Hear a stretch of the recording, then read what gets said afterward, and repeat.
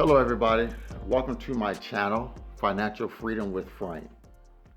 The purpose of my channel is this: I want to teach as many people as I can on the subject of money, handling of your money, investing your money, um, real estate investing, your 401ks, your IRAs, what have you. I wanted to spread as much knowledge as I can on that subject. And I also want to talk about I want to also talk about in depth of how we use our credit, because credit is such an important thing in this world. And you pretty much can't do anything in this world without decent credit or good credit. So let me give you a little backstory about me and my upbringing. So I came up, I was born in the early 70s. So I was growing up in the early 80s, 90s.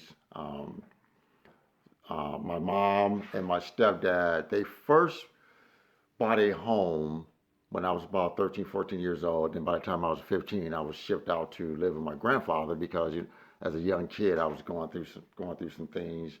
Um, Wanted to be grown, started doing some things that my mom didn't approve of. So she sent me to live with my grandfather. So my grandfather gave me the first introduction to money and how to save money. He worked at the local hospital, in the boiler room, make sure all the machines were running and things of that nature. Um, but he didn't make a whole lot of money back then in the 80s. But what he did make, he kept a lot of it. But he was a saver, always had money, but he didn't really invest any money. And so he taught us about saving, but he didn't invest. So so back then, we didn't live in a great neighborhood. So a lot of the local gamblers and drug dealers and things of that nature, they knew my grandfather was pretty good with money because he had been in the neighborhood so long. And so they would come to him sometimes with car titles and things of that nature and say, okay, Mr. Davis, I'm gonna give you my car title. Can you let me get $1,000? If I don't bring you this money back, the car is yours. Because it was already the car, they had already signed their name on these titles. All they had to do was, if they didn't bring it back, bring the money back, sign his name on it, go to DMV, and the car is his. But most of the time, they came back, or they might have needed another week or two extension, but most of the time, they got paid. So my grandfather gave me the first introduction to money and about saving money and always having something put back for a rainy day. But like I said, he never really taught us how to invest money because investing was foreign back in those days. You know, we just wasn't taught about investing back in those days. I mean, it's really, we haven't been really taught about investing even now in 2022. Investing is just not talked about in a lot of households, especially black households these days. But that's something we need to change. So, guys, so let's talk about credit and the importance of credit and credit history and things of this nature.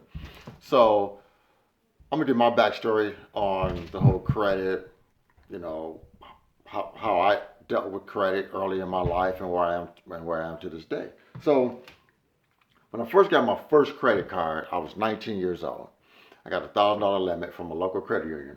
Um, Guess what I did with that credit card?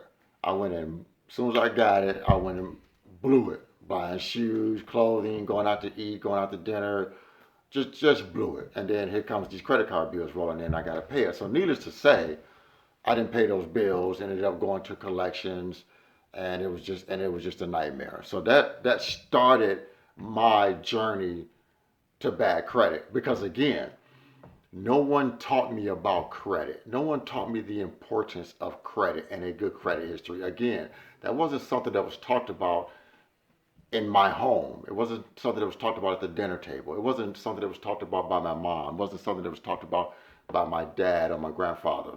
So, again, because it wasn't talked about, I had no knowledge of it. I had no knowledge of the importance of it. So, I screwed my credit up. So, for years, I wandered in and out of bad credit. It was okay credit, bad credit, things of that nature. So when it really hit me was probably, I think I was about 30 years old, and was going to try to get a cell phone, getting denied. I'm like, I got a good paying job, but I can't get a cell phone approved. Didn't make any sense to me because again, my credit wasn't good. So now I'm on this road to rebuilding my credit. So I go and finance a truck. In 2005, I went to finance a truck that was a 2003. So does anyone know anybody? I'm sure you guys do. That's had an auto loan for 20%, 22%, 28%, 30% interest rate. A lot of these dealerships get on my nerves to this day because to me they just prey on people with bad credit. So I financed a Chevy Avalanche that was a 2003. The truck was about $24,000. I financed this thing at 22% interest because my credit was bad. My payment on this darn truck was 600. I remember to this day, $627 for this truck. That's insane. When I think about that now, it's insane. And I remember the payment because I ended up paying this truck off, but that payment every single month for $627 was a monster. It was insane. It was insane, guys. I'm telling you, it was insane. But again, no one taught me about credit. No one taught me about the importance of credit. So at this point, with this truck, I'm trying to rebuild my credit. And it just took years and years and years and years to do this. So fast forward to now, 2022, I'm happy to say my credit score is right around 800. But I went through years and years and years of trying to reestablish my credit history, establish my credit, pay my bills, reestablish my credit history, pay my bills, make sure I'm paying my bills on time, getting some credit cards, using these credit cards responsibly. Got a couple vehicles after that Avalanche total debacle, as I call it right now, helping rebuild my credit. But over the years, I was able to rebuild my credit. So now my credit score is great. There's nothing that I cannot get at this point with my credit. There's nothing I can't get. So 2017, me and my wife, we built our first home again. So we're still going through the building credit stage, myself and my wife. So we bought our home. We was probably like in the middle sixes, things of that nature. We had 4 lenders. Once they ran our credit report, they would not even talk to us face to face. They ran our credit, and it's a shame with credit. One thing I hate about credit is that number, that 3-digit number, just tells your entire financial future, where you're at financially, and that's what they base your loan off of. Those 3 digits. And sometimes it's not fair, but that's just the world we live in. So they wouldn't even meet with us to see what was on our, to see if we can pay some things off, things of that nature. They wouldn't even meet with us. It was demoralizing.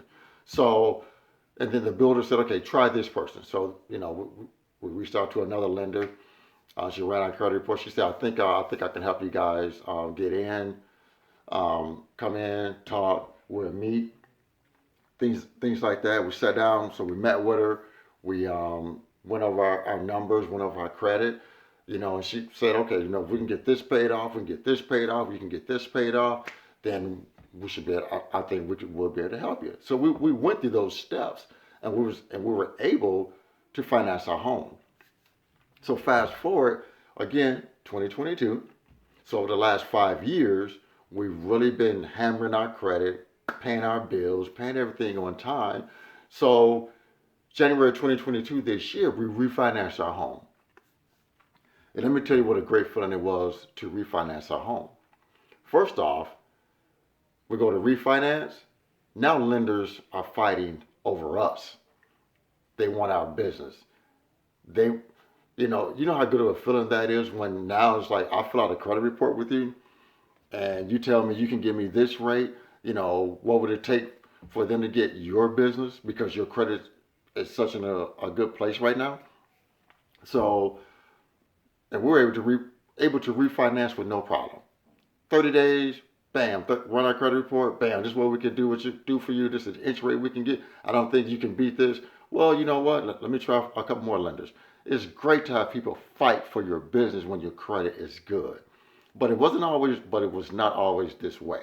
So credit is very valuable. Right now if there's a bill due right now, I'm paying that bill. I'm gonna pay that bill before I buy food because I can figure out a way to get some food. But if I need credit and I need a loan, even though I don't do loans, but if I had to take out a loan, I know I can get one because my credit is where it needs to be to get that loan. So there's one thing I want to instill in you guys. The first step to me to improve your financial life and to improve your financial literacy is take care of your credit. Start building your credit. Pay your bills on time. Don't co-sign for people. That's one of the biggest mistakes you can ever make in your life because if they don't pay, that lender comes after you. Don't co-sign for people. That's just something I just would not recommend anyone doing. Do not co-sign for people. You know, keep your credit cards low. Keep your utilization under 30%. Um, that because if you go 50%, 60%, 70%, then you want to go for a loan, the bank's going to think you're overextending yourself because you are using too much of your credit. I can honestly say with me and my wife right now, with our credit usage, we're probably about 10 to 15%.